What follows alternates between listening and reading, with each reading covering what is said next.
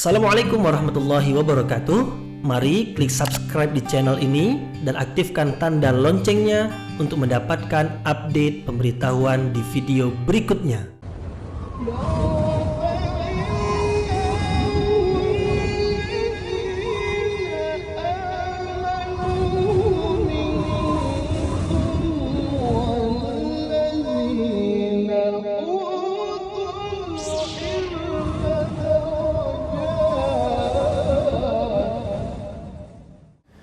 A'udzu billahi minasyaitonir rajim. Bismillahirrahmanirrahim. Assalamualaikum warahmatullahi wabarakatuh. Alhamdulillahi rabbil alamin wa bihi nasta'inu ala umuri dunya waddin nasta'inuhu wa nastaghfiruh wa na'udzu billahi min shururi anfusina wa min sayyiati a'malina faman yahdihillahu fala mudilla lahu wa man yudlil fala hadiya lahu. Asyhadu an la ilaha illallah wahdahu la syarika lahu wa asyhadu anna Muhammadan abduhu wa rasuluhu la nabiyya ba'dah. Amma ba'd. Puji syukur kehadirat Allah Subhanahu wa taala yang masih melimpahkan rahmat dan nikmatnya. Kita bersyukur dengan mengucapkan alhamdulillahi rabbil alamin.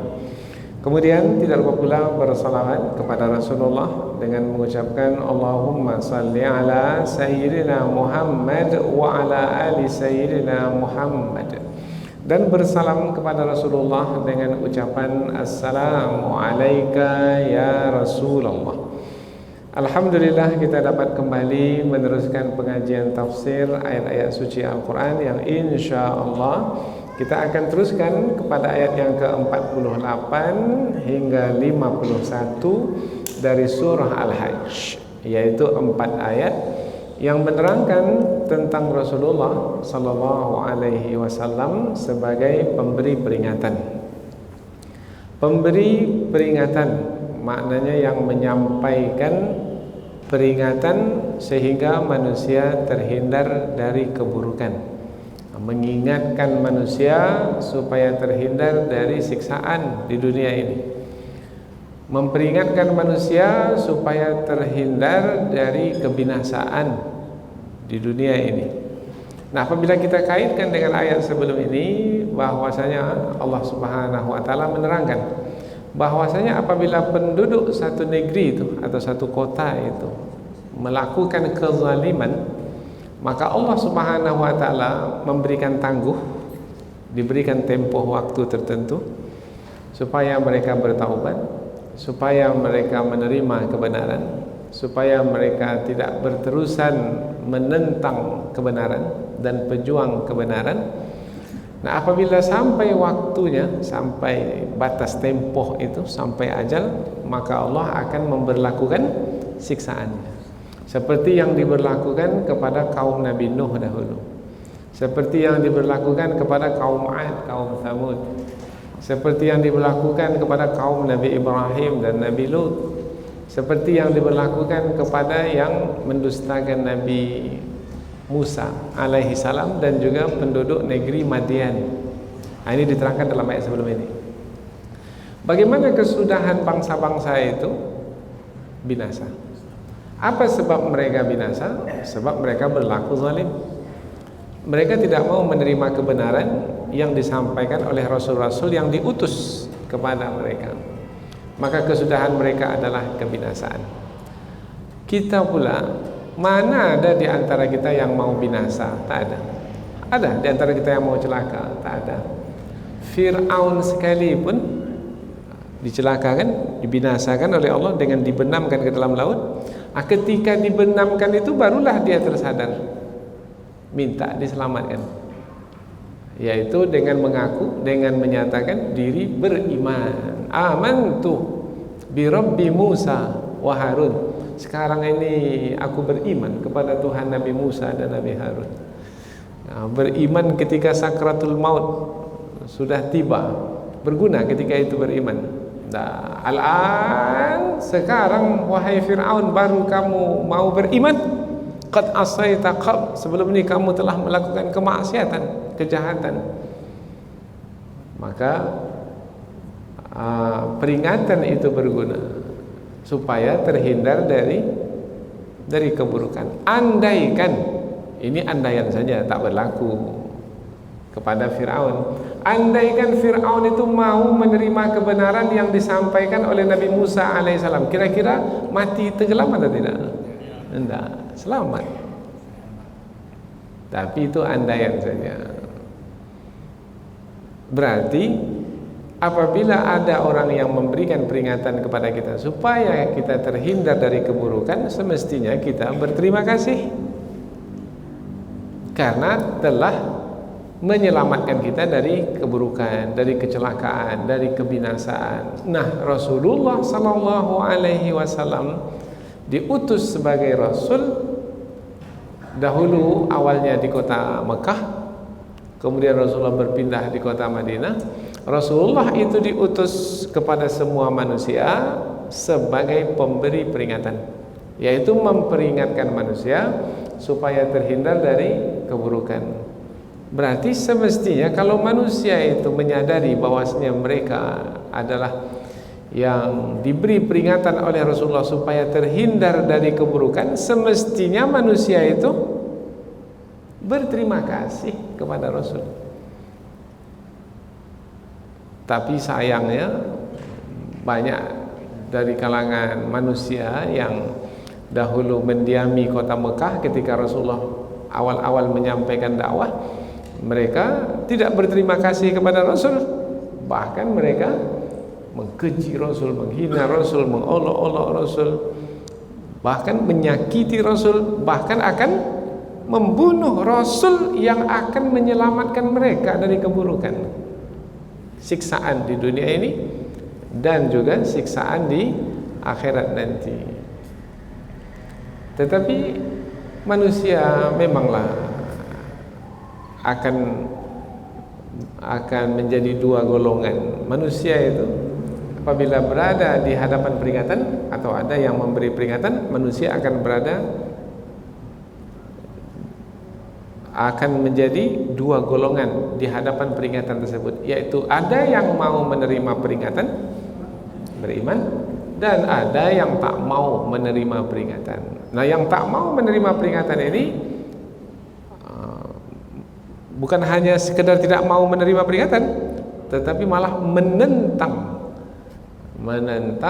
orang yang menyampaikan peringatan itu, memusuhi orang yang menyampaikan peringatan itu. Yang disampaikan itu adalah kebenaran, maka mereka berusaha untuk menolak kebenaran tersebut. Sampai hari ini kira-kira ada tidak orang yang menentang kebenaran, yang menolak kebenaran? Ada. Padahal yang disampaikan kepada mereka adalah peringatan, yaitu supaya mereka terhindar dari keburukan. Jadi pembahasan kita ini akan lebih banyak nanti adalah menerangkan tentang peringatan Nabi Muhammad sebagai pemberi peringatan supaya manusia terhindar dari keburukan. Ini sebagai muqaddimah dari 4 ayat yang akan kita pelajari, yaitu yang menerangkan tentang Nabi Muhammad sallallahu alaihi wasallam, pemberi peringatan. Selanjutnya kita pindah ke membaca dan menerjemahkan ayat, barulah selepas itu mentafsirkan ayat. Allah Subhanahu wa taala berfirman, A'udzu billahi minasyaitonir rajim. Bismillahirrahmanirrahim. Wa ka'ayyin min qaryatin amlaytu laha wa hiya zalimah thumma akhadhtuha wa ilayyal masir. Qul ya ayyuhan nasu innama ana lakum nadhirum mubin. فالذين آمنوا وعملوا الصالحات لهم مغفرة ورزق كريم والذين سعوا في آياتنا معاجزين أولئك أصحاب الجحيم. Allah berfirman, wa ka'ayyin, dan berapa banyak, maknanya bukan sedikit ya, banyak sekali. Min qaryatin, dari satu negeri atau satu kota. Yang dimaksudkan dari penduduk satu kota, penduduk satu negeri. Yang dimaksudkan penduduknya, yaitu orangnya atau manusianya yang menduduki kota di Yordania, yaitu yang diduduki oleh kaum Ad, kaum Samud dan seterusnya. Amlaitu laha, aku memberi tangguh kepadanya, kepada mereka. Aku di sini siapa yang memberi tangguh? Memberi tangguh, yaitu siksaan itu ditangguhkan dari mereka. Allah tak berlakukan siksaan itu langsung pada mereka. Allah, ya. Aku di situ adalah Allah. Wahia, sedangkan dia penduduk negeri tersebut zalimah, berlaku zalim. Zaliman yang paling besar itu apa? Menyekutukan Allah Subhanahu wa taala. Summa, kemudian akhadtuha, aku menyiksanya atau menetapkan azab ke atasnya, ke atas penduduk negeri itu. Wa ilayyal masir, dan kepadakulah tempat kembali. Maknanya manusia bukan berakhir perjalanan hidupnya dengan kematian, dengan kehancuran di dunia ini, tidak. Tetapi apabila mereka dibinasakan di dunia ini, mereka nanti di hari akhirat akan dibangkitkan kembali, kemudian dihadapkan kepada Allah untuk dihisab, kemudian nanti akan ditempatkan di mana tempatnya, di surga atau di neraka. Semua akan dikembalikan kepada Allah. Kita ulang dari awal ayat. Dan berapa banyak dari penduduk kota atau negeri yang aku beri tangguh kepada mereka, sedangkan penduduk negeri itu berlaku zalim, kemudian aku menyiksanya, dan kepadakulah tempat kembali. Ayat berikutnya, qul, katakanlah wahai Muhammad sallallahu alaihi wasallam, ya ayuhan nas, wahai manusia, innama, sesungguhnya, aku yang dimaksudkan di sini adalah Nabi Muhammad. Katakanlah wahai Muhammad perkataan ini. Maka Nabi pun mengatakan perkataan ini. Sesungguhnya aku lakum, kepadamu, nadhirun, kepadamu boleh, bagimu juga boleh, nadhirun, pemberi peringatan, mubinun, yang nyata. Maknanya pemberi peringatan yang nyata, maknanya jelas. Yang disampaikan itu adalah peringatan, dan peringatan itu terperinci. Tidak ada kesamaran dan kekaburan dalam peringatan itu, jelas-jelas. Katakanlah wahai Muhammad, wahai manusia, sesungguhnya aku bagimu adalah pemberi peringatan yang nyata. Ayat berikutnya, falladzina, maka orang-orang yang amanu, beriman, wa amilus salihat, dan beramal saleh, lahum, bagi mereka, maghfiratun, ampunan, wa rizqun karim, dan rezeki yang mulia. Ini kelompok pertama. Jadi di hadapan peringatan itu ada dua kelompok. Kelompok pertama beriman, beramal saleh, maknanya menerima peringatan, maka mendapatkan balasan berupa ampunan dan rezeki yang mulia. Tapi ada pula kelompok yang kedua.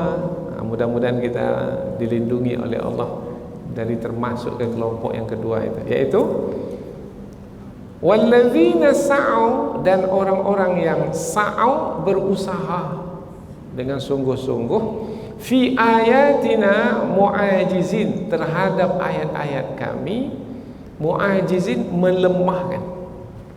Melemahkan di sini nanti akan kita tafsirkan seperti yang disampaikan oleh para ulama, yaitu menentang, kemudian membatalkan ayat-ayat kami. Maknanya ada hukum dari ayat-ayat Allah itu yang haram dihalalkan, yang halal diharamkan, yang benar disalahkan, yang salah yang seperti itu bermakna dia telah menentang ayat-ayat Allah. Umpamanya kalau pada hari ini yang diharamkan itu apa? Tapi dihalalkan. Diharamkan tapi dihalalkan. yaitu seperti ahallallahu al-bai'a wa harrama riba. Allah haramkan riba, tetapi ada yang menghalalkan riba. Tak apa, boleh saja riba. Nah, itu berarti dia telah membatalkan ayat-ayat Allah. Ada ayat-ayat Allah tentang pengharaman, tak ada itu.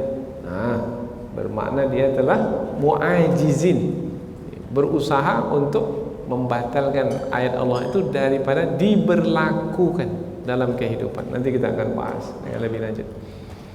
Ulaika, mereka yang seperti itu perbuatannya, ashabul jahim, penghuni neraka jahanam. Ini menerangkan tentang akibat atau kesudahan yang akan mereka terima nanti di hari akhirat, yaitu di dalam neraka jahanam. Berarti yang kelompok pertama tadi di mana? Kalau kelompok yang kedua di neraka jahanam, kelompok yang pertama itu di dalam surga. Karena dua saja tempat nanti di akhirat. Kalau tidak di surga, ya di neraka. Kalau tidak di neraka, di surga. Ada tempat yang ketiga? Tidak ada. Dua saja.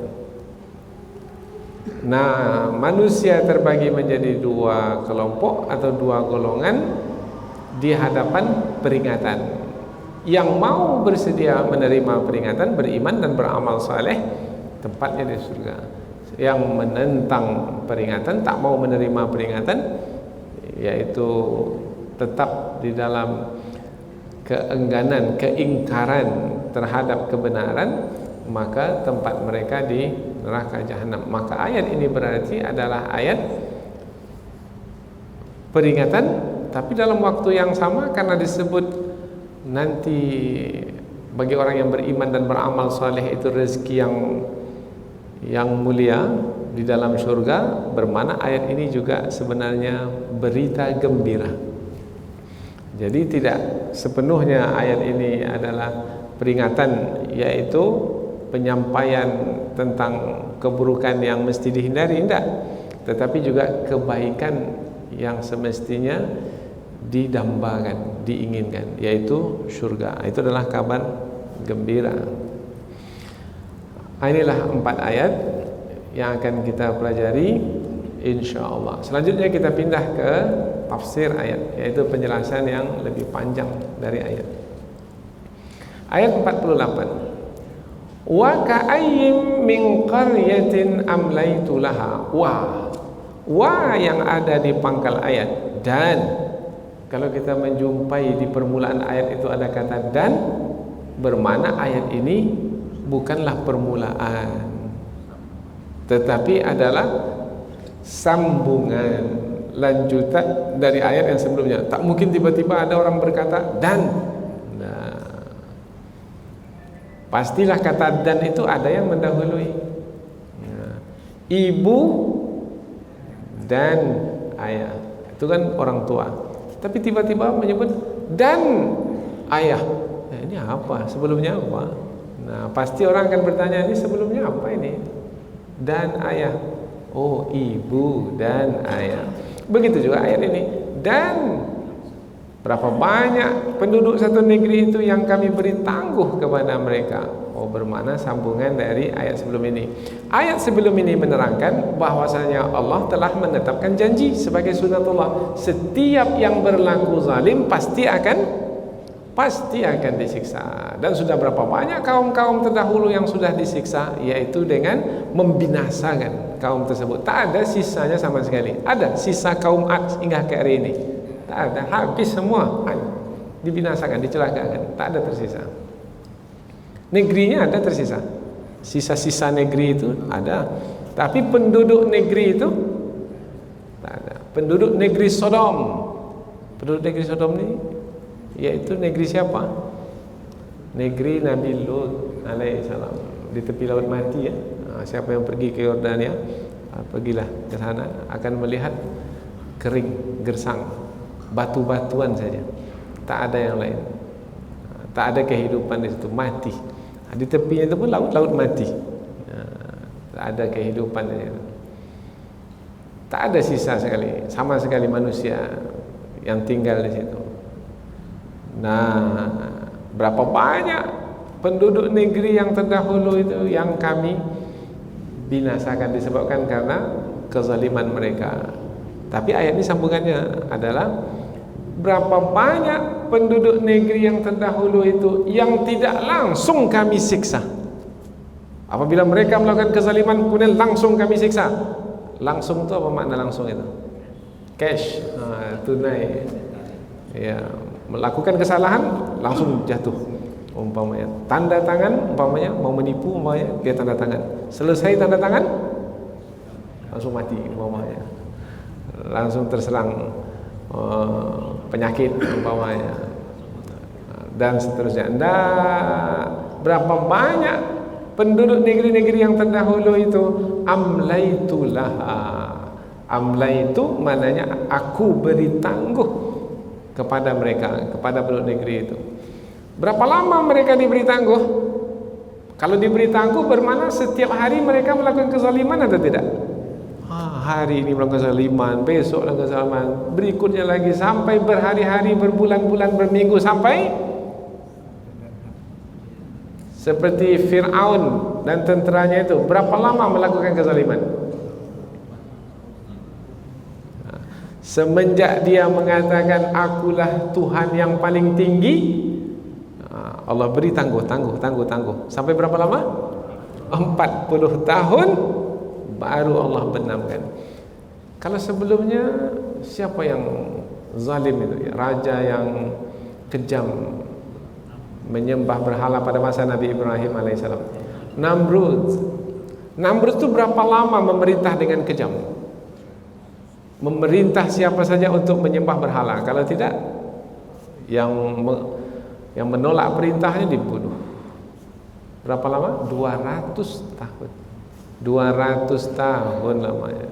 200 tahun itu berapa periode itu? Kalau satu periode 5 tahun, berapa lamanya melakukan kezaliman? Mengapa Allah tak langsung siksa mereka? Ada sunnatullah namanya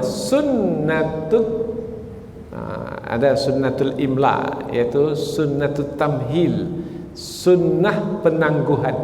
Jadi ada kaidah Allah namanya kaidah penangguhan, yaitu Allah tidak memberi tunai. Kalau diberi tunai,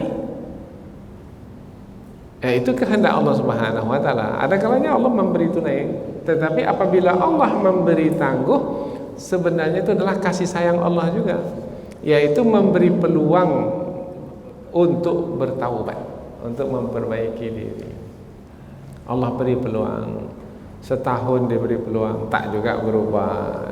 2 tahun diberi peluang, tak juga berubah. Dah umur 60 sekarang, dah 60 tahun dah, tak juga berubah. Kawan-kawan yang seumur dengannya sudah mendengar dia, Allah masih beri tangguh lagi sampai umur 70, tak juga berubah. Apalagi yang nanti? Tak ada lagi, sakratul maut. Maka kalau sampai hari ini ada orang yang berlaku zalim, dia masih sehat-sehat juga, umpamanya pengikutnya ramai, kemudian berkedudukan tinggi, dapat penerimaan pula di tengah masyarakat, sementara dia berlaku zalim, maka sebenarnya itu adalah penangguhan. Baik atau buruk? Baik kalau penangguhan itu digunakan untuk bertaubat. Tapi kalau penangguhan itu tidak digunakan untuk bertaubat, disia-siakan begitu saja, baik atau buruk? Buruk. Apa sebab buruk? Bertambah melakukan kejahatan, maka bertambah pula nanti mendapat siksaan. Semakin panjang umurnya dalam melakukan kezaliman, maka semakin berat nanti siksaan yang akan dia terima. 60 tahun dalam kezaliman berarti bertanggungjawab. Kalau 60 tahun itu setiap apa yang dibuat akan dihisap, berarti lama hidup banyak dihisap. Berarti mau lama hidup atau mau pendek hidup? Mau lama hidup tetapi dengan hidup yang lama itu banyak beramal soleh supaya kita dapat balasan yang banyak pula nanti. Karena kita nanti di hari akhirat, hidup kita itu adalah menerima balasan saja. Selalu kita ulang-ulang ini. Di dunia ini kita beramal, nanti kita menerima balasan. Banyak beramal, banyak balasan. Sedikit beramal, sedikit balasan. Tidak beramal, apa yang akan dibalas? Wahiyya zalimah, sedangkan penduduk negeri itu berlaku zalim, aku beri tangguh. Summa, kemudian akhadtuha, aku tetapkan siksaan ke atas mereka. Kemudian aku tetapkan siksaan. Kemudian, apa yang kita pahami dari kata kemudian? Bukan dan, tetapi kemudian. Kemudian kami tetapkan siksaan ke atas mereka. Dengan penggunaan kata kemudian ini difahami oleh ulama tafsir bahwasanya mereka melakukan kezaliman, kemudian mereka diberi tangguh, bermakna ada tempoh waktu yang mereka jalani. Kemudian, itu baru kemudian. Umpamanya tempoh waktu ini kita pahami dari kata kemudian adalah ada sahabat kita masuk ke masjid dan duduk. Ayat yang kedua, ada sahabat kita masuk ke masjid kemudian duduk. Apa bedanya? Bedanya adalah kalau yang pertama itu masuk ke masjid dan duduk, langsung masuk masjid duduk. Kalau yang kedua, masuk masjid kemudian duduk, boleh jadi dia tidak langsung duduk. Ada tempoh waktu tertentu yang dia jalani. Kemudian bermakna ada at-tarakhi namanya, ada tempoh waktu. Nah, dengan penggunaan kata kemudian ini berarti ada tempoh waktu yang dilalui oleh orang-orang yang berlaku zalim itu. Itu yang kita sebut tadi, ada yang sampai 40 tahun, ada yang sampai 200 tahun. Kalau masa Nabi Nuh sampai berapa? 950 tahun. Kalau kita umpamanya berhadapan dengan orang-orang yang zalim itu, yang menganiaya kita, yang menindas kita, yang memiskinkan kita, yang mendatangkan rasa takut kepada kita, kita ingin mereka yang zalim itu kapan binasanya? Keinginan kita lah, secepatnya. Kalau bisa malam ini ya, jangan sampai besok. Mati mereka semua, bergelimpangan di rumah mereka. Itu keinginan kita. Tetapi Allah Subhanahu wa taala memiliki kebijaksanaan. Allah beri tangguh. Kalau setiap orang yang zalim itu umpamanya selesai saya melakukan kezaliman disiksa, mati umpamanya. Setiap melakukan kezaliman disiksa, tidak berdaya lagi, terkapar, terlentang, sakit umpamanya. Kalau begitu semuanya bagaimana? Kita tak lagi teruji dengan orang-orang yang zalim itu. Karena boleh jadi kita orang-orang beriman diuji dengan adanya orang-orang yang zalim. Jadi ada orang yang zalim di sekitar kita itu, yang menzalimi kita sebenarnya adalah sebagai ujian untuk memastikan kita ini betul-betul orang yang tangguh, yang hebat, tidak dalam menghadapi orang-orang yang zalim, atau ikut pula melakukan kezaliman seperti mereka. Nah, itu. Jadi keberadaan orang-orang yang zalim itu adalah untuk menguji ketangguhan, kekukuhan, keteguhan orang-orang beriman dalam membuktikan keimanan mereka kepada Allah. Karena ada yang tak tahan uji, sudahlah, umpamanya sudah 10-20 tahun saya sampaikan peringatan kepada mereka, mereka tak mau juga, sudahlah, biarkan sajalah. Enggak.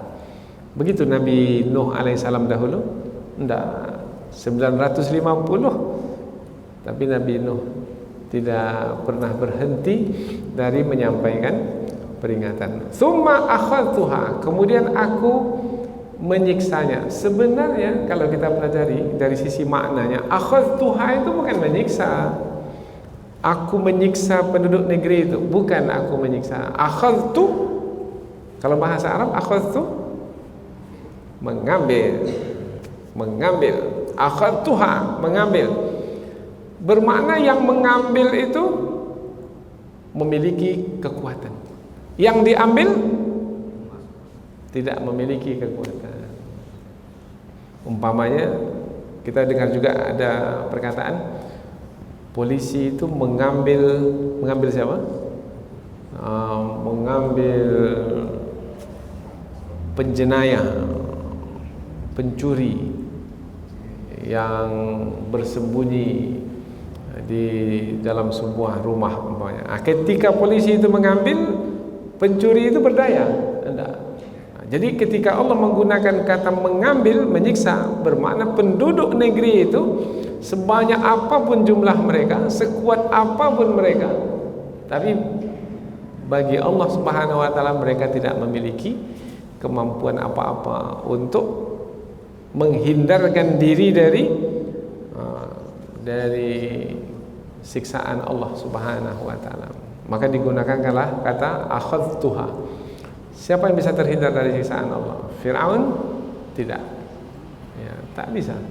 Dan satu pun dari pengikutnya itu tidak ada yang terselamat. Semua ditenggelamkan tanpa terkecuali. Tsumma akhadtuha wa ilayyal masir, dan kepadakulah mereka kembali. Dan kepadakulah mereka kembali itu kapan? Di hari akhirat. Berarti yang tadi dimaksudkan itu di mana? Di dunia. Jadi ketika Allah menyebut summa akhadtuha, kemudian aku menyiksanya atau menyiksa mereka, penduduk negeri itu, di mana Allah menyiksa mereka? Di dunia ini. Di akhirat nanti? Iya juga. Apa sebab? Sebab di akhirat nanti mereka akan dikembalikan kepada Allah untuk dihisab. Berarti orang yang zalim itu akan disiksa di dunia dan di akhirat. Di dunia tak akan pernah bahagia, di akhirat mereka akan sengsara karena akan menjalani siksaan. Wa ilayyal masir, dan kepadakulah tempat kembali. Bermakna ada yang bisa menghindarkan diri, yang mampu untuk menghindarkan diri dari kembali kepada Allah? Tidak, semua akan dihadapkan ke hadapan Allah Subhanahu wa taala untuk dihisab dan untuk menerima balasan. Sebenarnya ayat yang seperti ini sudah berisi peringatan dalamnya. Maka membuat manusia hendaknya menjadi takut. Karena ada keburukan yang disebutkan, yaitu keburukan adalah siksaan.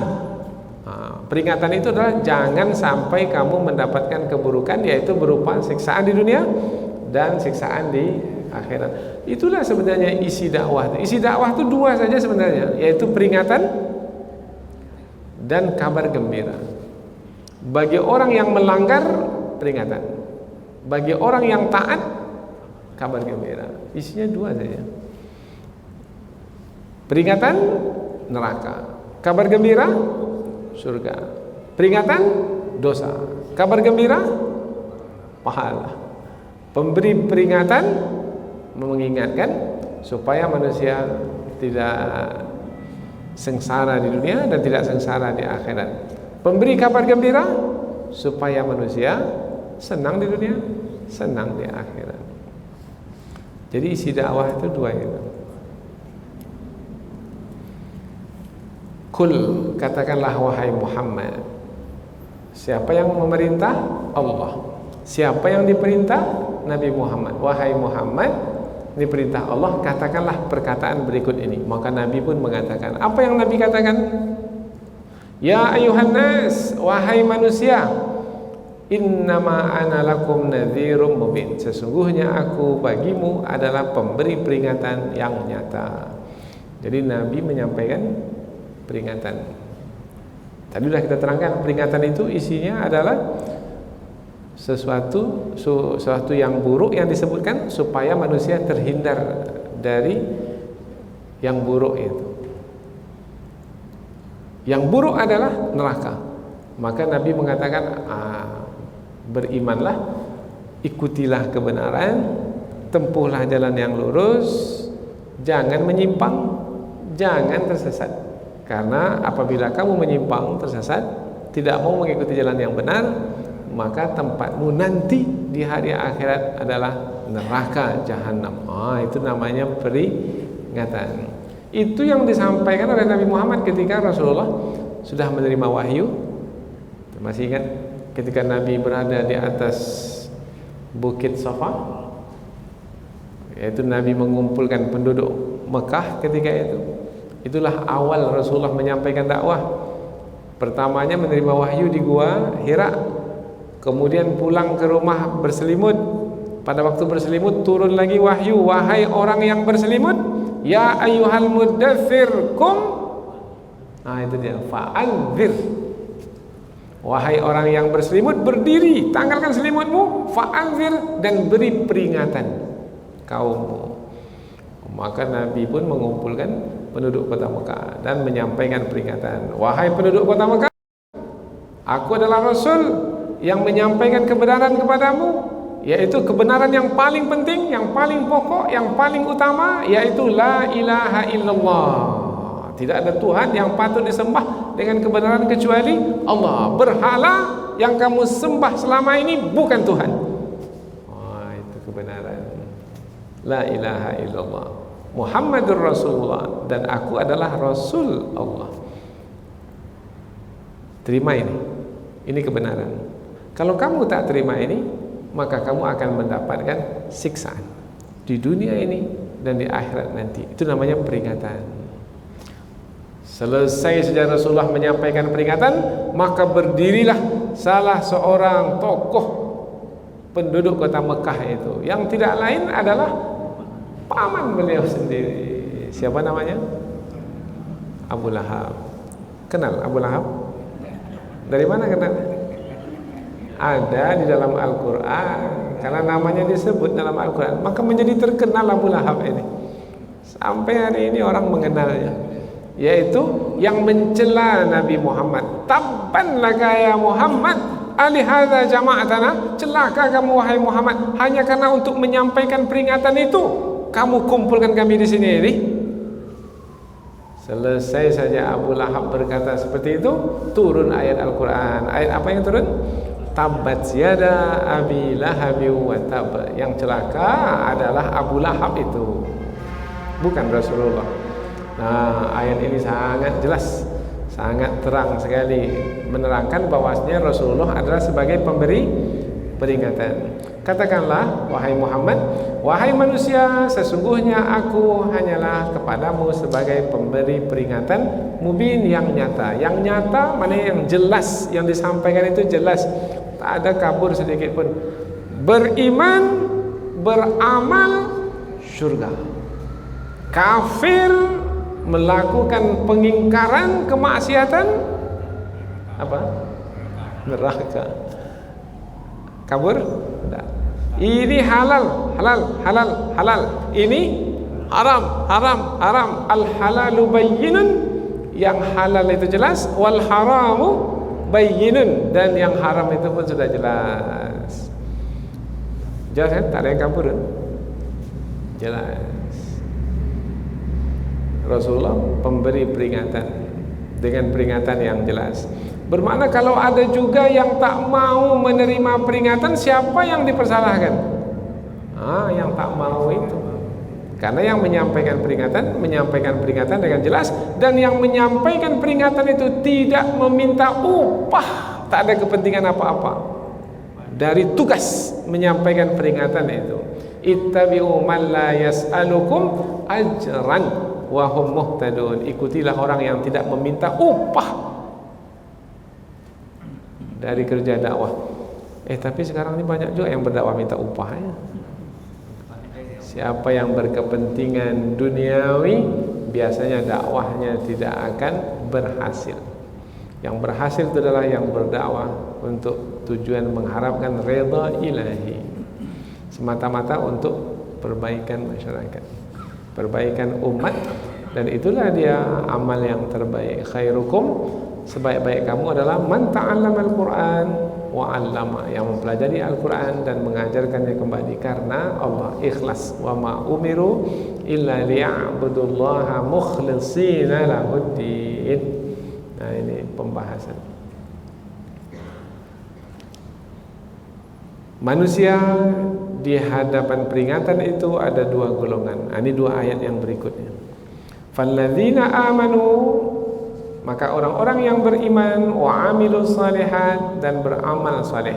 Apabila disebut beriman dan beramal saleh, maka yang dimaksudkan dengan beriman adalah beriman dengan keimanan yang kokoh. Maknanya keimanan kepada Allah itu tidak longgar, tidak lemah, tetapi kokoh, kuat. Sekali beriman, tetap dia beriman, dan keimanan itu bukan hanya setakat pengakuan di mulut atau keyakinan di dalam hati, tetapi dibuktikan dengan amal. Maka diiringi dengan perkataan wa amilus salihat, dan beramal saleh. Jadi cukupkah beriman dengan mengaku di mulut saja? Tak. Dengan amal saleh. Apabila beriman dan dibuktikan keimanan dengan amal saleh, maka Allah menyediakan lahum, bagi mereka, maghfirah, ampunan. Kalau disebut ampunan bermakna maksudnya adalah penghapusan dosa. Dulu dosanya dosa besar, yaitu menyembah berhala, menyekutukan Allah. Itu dosanya dosa besar. Nah, apakah terhapus dosa besar itu apabila bertaubat, beriman kepada Allah dengan keimanan yang sungguh-sungguh? Ya, terhapus sebanyak apapun dosa, sebesar apapun dosa. Lahum maghfirah, beruntung. Kalau terhapus dosa bermakna tidak akan disiksa di dunia, tak akan mungkin disiksa. Bukan hanya tidak akan disiksa, siapa yang mendapatkan ampunan Allah di dunia akan mendapatkan rezeki yang berlimpah di dunia. Ini kita jumpai di surah Hud, di surah Asyura, yang berkaitan dengan Nabi Hud alaihi salam. Ya qaumi istaghfiru rabbakum tsumma tubu ilaih. Apa kata Nabi Hud? Wahai kaumku, minta ampunlah kepada Allah dan bertaubatlah kepadanya. Yursilis sama alaikum midrara, niscaya Allah akan menurunkan hujan bagimu. Nah, hujan ini kan sumber kehidupan. Hidup tanam-tanaman hidup binatang ternak berkembang biak karena tanam-tanaman sebagai makanannya. Ada binatang ternak, ada tanam-tanaman, hidup pula manusia, karena itulah makanan manusia. Di samping air tadi. Jadi ampunan Allah itu adalah pembuka pintu rezeki. Ampunan Allah, maka selalu kita minta ampun, ya Allah, Rabbighfirli, kepada kedua orang tua kita juga, wali walidayya warhamhuma kama rabbayani shaghira. Ketika kita dalam sholat pun juga, yang pertama kali minta itu kita minta ampun dulu. Ketika duduk antara dua sujud kan ada doa. Apa yang pertama yang kita minta dalam doa kita itu? Rabbighfirli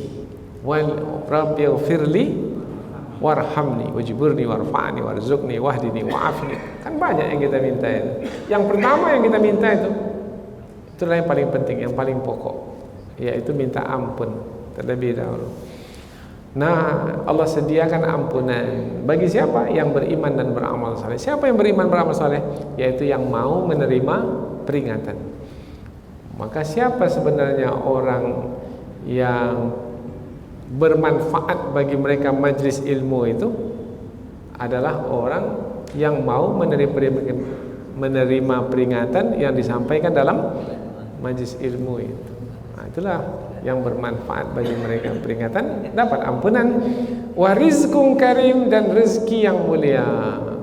Dan rezeki, kalau disebut rezeki saja bermakna apa saja yang bermanfaat. Tapi ketika ditambah dengan mulia, rezeki yang mulia, maka ulama tafsir memberikan penjelasan. Maksud rezeki yang mulia adalah rezeki yang tidak ada putusnya.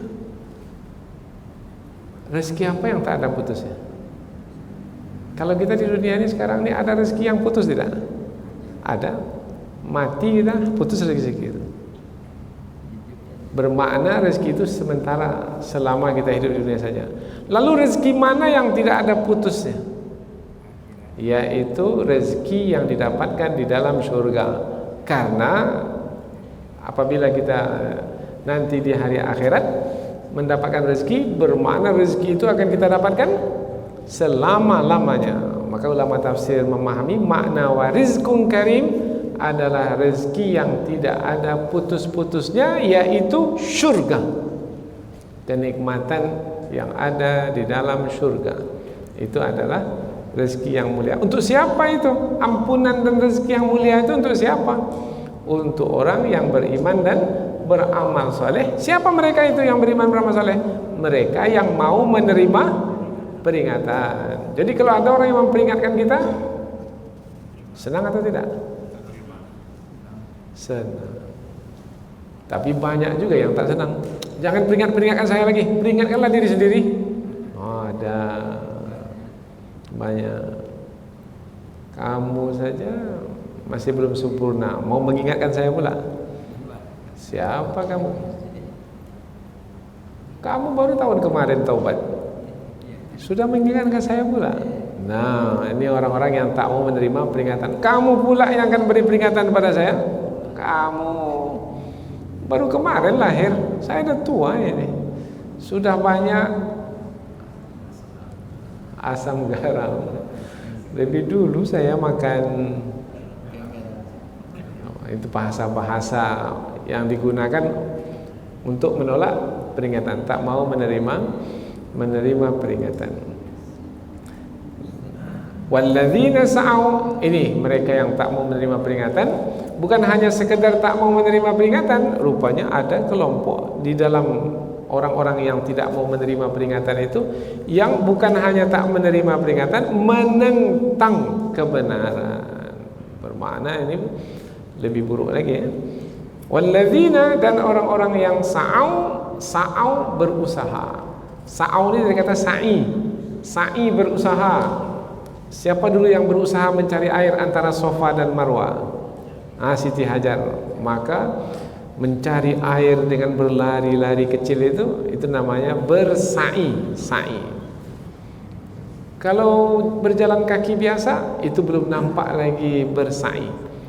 Makanya disunnahkan kalau kita bersa'i itu berlari-lari kecil. Terkhusus di antara ada dua tanda hijau itu kan. Itu lari agak kencang sedikit. Itu tanda berusaha lebih sungguh-sungguh. Kalau dalam tawaf tidak disyariatkan untuk berlari-lari kecil, kecuali pada waktu tertentu saja.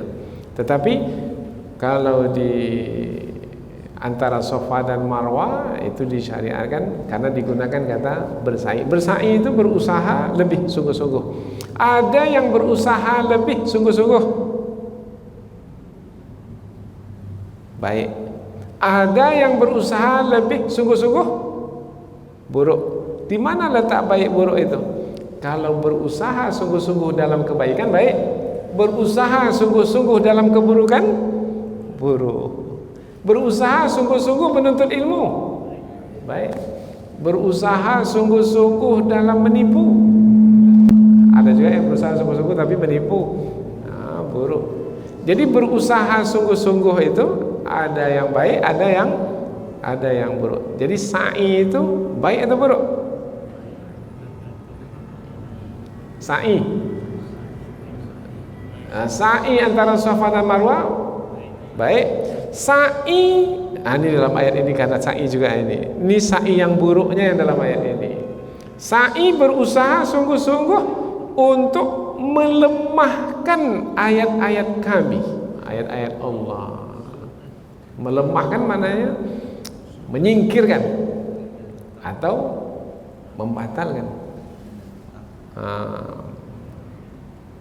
Kalau bisa tidak memberlakukan ayat-ayat Allah dalam kehidupan, menentang ayat-ayat Allah dengan usaha sungguh-sungguh. Dibuatlah makalah, artikel. Dia pandai ini, maka disampaikanlah berbagai macam alasan supaya menolak ayat-ayat Allah Subhanahu wa taala. Padahal ayat Allah itu sudah jelas. Ulama sepakat haram, jelas keharamannya. Umpamanya apa yang haram? Minuman keras umpamanya. Kemudian berjudi umpamanya. Menyambung ayam umpamanya. Biasanya menyambung ayam itu diiringi dengan berjudi juga. Ayam siapa yang menang? Itu menyakiti ayam itu. Jelas haram. Apalagi yang lain? Innamal khamru wal maisir wal ansal, mengundi nasib, wal azlam rijsun, dalam Al-Quran disebut kotoran, min amali syaitan, dari perbuatan syaitan. Fajtanibuhu, maka jauhilah dia. Kemudian dibuat juga, oh berarti ada. Tapi kalau mau menerima peringatan, bagus. Enggak, kami batalkan, kami tiadakan, kami tak perbolehkan, karena semua itu adalah yang diharamkan di dalam agama Islam yang mulia. Ini ayat Al-Quran yang jelas. Berarti mau menerima peringatan. Mau menerima peringatan, maka mendapatkan ampunan dan rezeki yang mulia, beruntung. Nah, inilah gunanya dakwah. Walladzina sa'au fi ayatina mu'ajizin, dan orang-orang yang berusaha di dalam menentang, melemahkan ayat-ayat kami, mu'ajizin. Kata mu'ajizin itu dikata ajaz, maknanya lemah. Ajuz, orang yang lemah, orang yang umurnya sudah 60-70, dulu berjalan hebat, panjang jauh perjalanannya. Jangankan berjalan, berlari melompat pun bisa. Tapi sekarang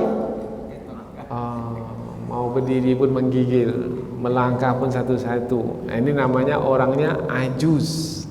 Ajuz, sudah lemah. Ada pula mukjizat. Mukjizat itu apa? Melemahkan. Al-Quran sebagai mukjizat, maknanya Al-Quran melemahkan. Tak ada siapa yang mampu untuk membuat yang seumpama dengan Al-Quran. Lemah, manusia menjadi lemah kalau mau buat susunan kata untuk menandingi Al-Quran, tak berdaya, lemah.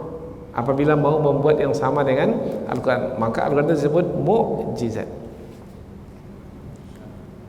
Tapi ada manusia yang menentang itu, mencoba untuk melemahkan Al-Quran.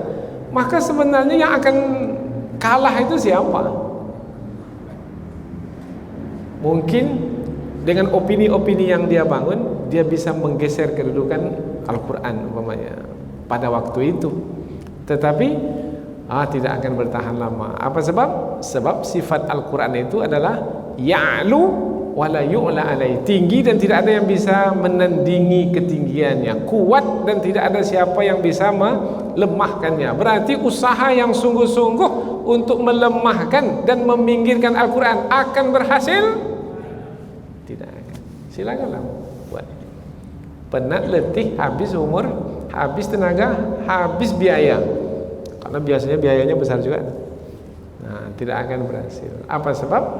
Sebab Allah Subhanahu wa taala akan berhadapan dengan Allah. Mana mungkin, karena Al-Quran itu sifatnya, firman Allah itu sifatnya mukjizat, melemahkan.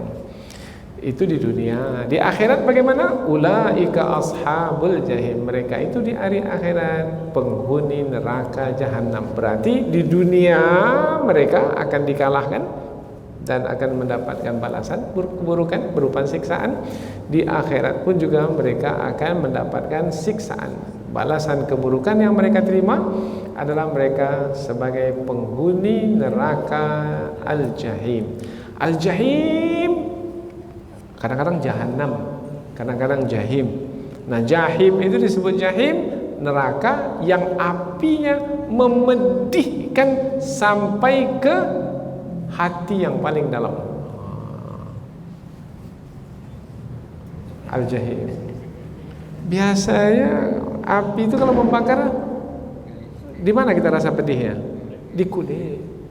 Karena kulit ini yang dibakarnya, dan yang merasa itu adalah kulit. Tetapi pedihnya sampai ke hati yang paling dalam. Bermakna sakit itu bukan hanya dirasakan oleh tubuh, tetapi juga dirasakan oleh hati. Begitulah siksaan di dalam neraka Al-Jahim, Ashabul Jahim. Mengapa tidak disebut penghuni neraka itu orang-orang penghuni neraka, Ahlul Jahim, tapi disebut Ashabul Jahim. Ashab ini jamak dari sahib, sahabat. Bermakna kalau kita terjemahkan secara harfiah, mereka itulah sahabat neraka Jahannam, neraka Al-Jahim. Sahabat itu apa sahabat? Apa mana sahabat? Kawan. Apa mana kawan? Sahiba yashabu maknanya merangkul. Sahabat disebut sahabat karena sahabat itu apabila berangkulan, tadi tubuh dua.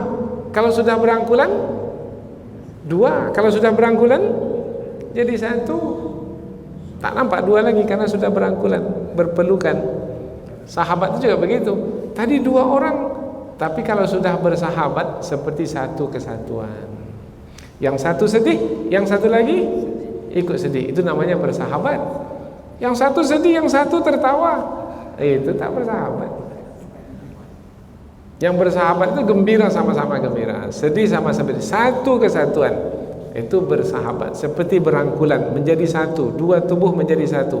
Kalau sahabat neraka, antara penghuni itu dengan neraka itu satu kesatuan. Satu kesatuan, di bawahnya neraka, alas kasurnya itu, alas tikarnya itu neraka, selimut yang di atas pun neraka, semua neraka, sekelilingnya neraka, makanannya neraka yang membakarnya dari luar, masuk makanan ke dalam tubuhnya, di dalam tubuhnya itu pun api neraka menyala. Tidaklah yang mereka makan ke dalam perut mereka kecuali api neraka. Berarti dari luar api neraka membakar, dari dalam pun api neraka membakar. Nah, mereka dengan neraka itu satu kesatuan, disebut sahabat. Jadi kata sahabat itu jangan fahami bersahabat ini baik ini dengan neraka. Bukan.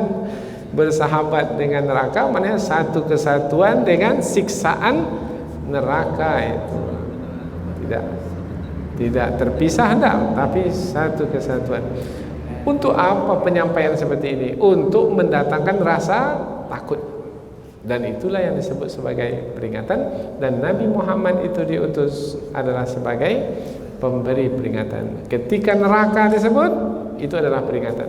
Ketika surga disebut, itu adalah kabar gembira. Rasulullah itu sebagai pembawa peringatan dan juga sebagai pembawa kabar gembira, basyirau wa nadhira. Mudah-mudahan kita mendapat peringatan dari ayat-ayat yang kita pelajari ini, dan mudah-mudahan insyaallah semakin membuat kita menjadi berhati-hati dan berwaspada. Mudah-mudahan ada peringatan kalau kita dengar dari majlis-majlis ilmu yang kita ikuti, mudah-mudahan membuat kita terhindar dari keburukan di dunia ini berupa siksaan dan berupa keburukan di akhirat, yaitu api neraka yang menyala-nyala. Subhanakallahumma wa bihamdika asyhadu an la ilaha illa anta wa astaghfiruka wa atubu ilaik. Wassalamualaikum warahmatullahi wabarakatuh.